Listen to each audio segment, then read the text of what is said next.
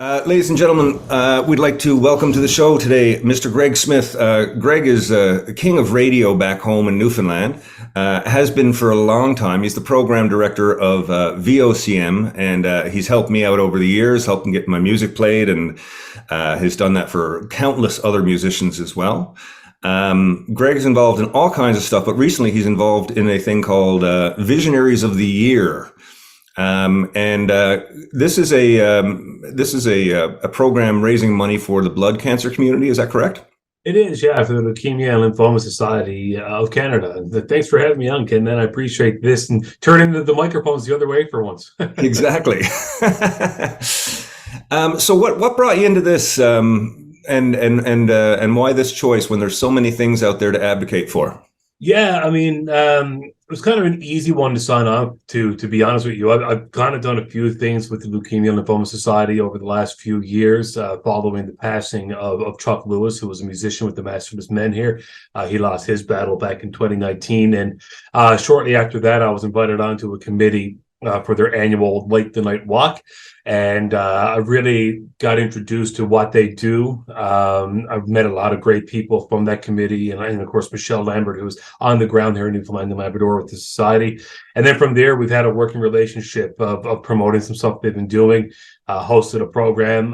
You're familiar with Dollar Carol, I'm sure, on VOCM. It's a yearly thing, Christmas time. Mm-hmm. And hosted it and supported them and raised the most funds we ever did in that program. We broke the record that year and just kept an open relationship with the society. And you're right, there are so many different things out there that are worthwhile of lending some time to. And when they came to me with this one, it only took a couple of minutes of conversation to realize this is big, because although this campaign itself has been running for 4 years, no one from Newfoundland and Labrador has ever competed. And it runs like an election campaign. So we're basically, all of us across Canada, trying to raise more money than the other person to be named the Visionary of the Year. But it's not about getting that recognition. It's about raising the funds, raising the awareness. And the big thing for me is raising the awareness of society. Although the Atlantic branch based in Halifax is here in Newfoundland and Labrador, and some great things happening with support and education. That's amazing. And yeah, you're right. It's not about the competition, but at the same time, it's nice to be able to, going for a jog is nice, but going for a jog with a few people and kind of keeping up is a different thing. It kind of keeps you pushed and keeps you motivated and all that. Yeah, for sure. And how does it work? So for every dollar you raise, that's a vote for your team? Yeah, basically, yeah. So I've got a bunch of friends and some people I've met through the blood cancer community on my team. We call it NL Strong because I am the only candidate from Newfoundland and Labrador. So we really kind of look at this as a provincial reach. So yeah, every dollar raised is a vote. And I believe last year the folks who won this 10-week campaign raised over $100,000, which is amazing, especially coming out of a pandemic. So we're pushing hard to raise, our goal of $50,000.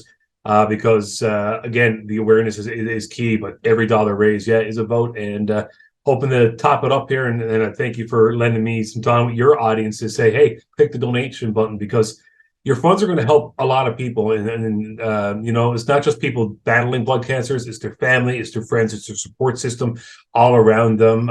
Every 24 minutes, someone in this country hears that they have cancer, and that is related to a blood cancer. So there's a lot of people out there every day still getting that diagnosis, even though research that has been funded by the money raised over the years in the past 3 decades has brought blood cancers into another realm of itself. It's the biggest increase in cancer survival with research going into blood cancer. So we can keep increasing that and hopefully get to a point that there is no blood cancers in our lives. But until then, we got to push it and get some funds in. Exactly. Yeah, and the leukemia treatment. Like the stem cell transplant that Alison had was actually a leukemia treatment. Right. That was a treatment that's used for leukemia patients, but it also had the side effect of working with MS patients. So all of these researches, sort of they overlap in so many ways. So it is important for, like I say, there's a lot of causes out there, and all of them together kind of, inadvertently help each other, which is great. Sure. So this started on March 23rd. It's a 10-week campaign. So we're a couple weeks into it now. Yeah. I will make sure to the links above. I'll make sure I put the link above, or it might be below. I'm not sure. I haven't decided yet. I've given you both The platform. yeah. And yeah, it's a great cause, and I'm glad you're doing it, and I'm glad to be able to help out in a little way, letting people know. I did take a look at your team. You got quite a number of Newfoundland names on it. You got some Inneses and some Fancies and some Hickeys and some Pittmans. Yeah. I think as a child, I got beaten up by somebody with a last name from each of those family. Growing up in Newfoundland, little street kids as we were. Yeah. You teamed up with Lars and the Newfoundland Embassy recently. Was that part of it as well? Yeah, it is. Actually, there's a whole bunch of partnerships. And this is one thing about something like this, that people really want to get behind it the best way they can. It is hard for local businesses to donate financially, but they do want to get behind it. So we teamed up with the embassy. We did a Lars custard cone sale, ran out of actual cones, moved over to the cups. You think about this, Ken, a Good Friday, April day, starting off with freezing rain, we sold 1,000 custard cones.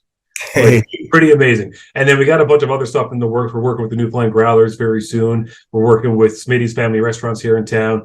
A great tie-in with the last name, obviously. Piatto Family Restaurant will be coming on board. And a bunch of other groups. And it's just the way that, again, raise awareness, but also to get some funds coming in. And, why not treat yourself to a hockey game or to a breakfast or an ice cream cone while giving back? I mean, you can get together with family and friends and then support a great cause, which is, again, supporting family and friends, because I think everyone, as you know, has probably been touched by cancer at some point in one way or another. So just another way of giving back and to help not only raise awareness for me, but raise awareness for local businesses too, because as you know, Newfoundlanders are generous. And this is one thing that we're doing, is trying to put that generosity on the map across the country. Oh, man, it's fantastic. It's nice to see the community to come together. And, as I'm entering the 50s, I'm realizing how important it is to give back and how important the value of community is.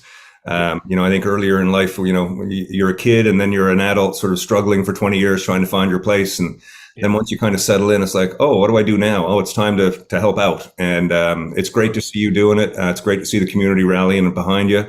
And I'll put all the links up, and we wish you the best with it. What's your goal? 50,000 this year? 50,000 goal. Yeah, I think that's a good start for us. I think we introduced it to the province now, so hopefully somebody picks the torch up for me next year, and we can keep it going for years to come. But let's get it on the map at 50 grand, hopefully this year. And if we get above that, great. But of course, anything helps, and awareness is going to be a big one on top of that. So of course, all the help we get. Yeah, of course.